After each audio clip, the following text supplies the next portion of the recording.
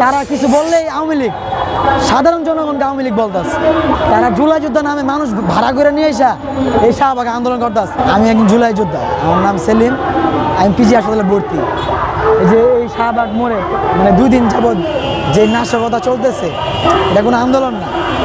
আমরা আন্দোলন করছি, জুলাই মাসে আন্দোলন আমরাও করছি, এটা কোনো আন্দোলন না। এই যদি আপনি দেখেন যে অ্যাম্বুলেন্সগুলো ছাড়তে আছে, ভাই খালি অ্যাম্বুলেন্স যাচ্ছে, শুধু কি অ্যাম্বুলেন্সের প্রয়োজন? বাংলাদেশের মানুষ আর কোনো প্রয়োজন নাই? সাধারণ পাবলিকের কোনো প্রয়োজন নাই? এটা কি বাংলাদেশ? এটাই কি আমরা চাইছিলাম? আমরা রক্ত দিছি? সাধারণ জনতা বাক স্বাধীনতার জন্য নামছে, এটাই মানে তারা কিছু বললেই আওয়ামী লীগ, সাধারণ জনগণকে আওয়ামী লীগ বলতেছে। নিজে একজন আওয়ামী লীগ, আরেকজনকে বলে আওয়ামী লীগ। আপনি তাকে কোয়েশ্চেন করেন, আপনি কই আন্দোলন করছেন জিজ্ঞাসা করেন, বলতে পারবো না। এটাকে ভাড়া করে নিয়ে আসছে।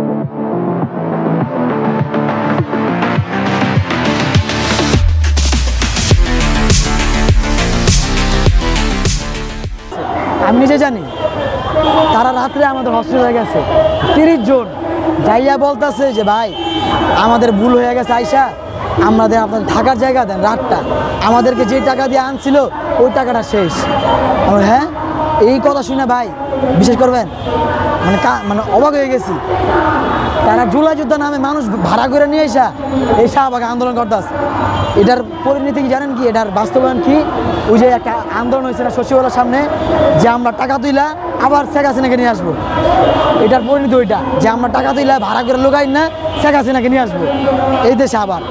কিন্তু আমরা জুলাই যোদ্ধা থাকতে এটা হতে দিব না। এখানে কি সবাই জুলাই যোদ্ধা? আপনার কি মনে হয়? আরে না ভাই, কি কন জুলাই যোদ্ধা?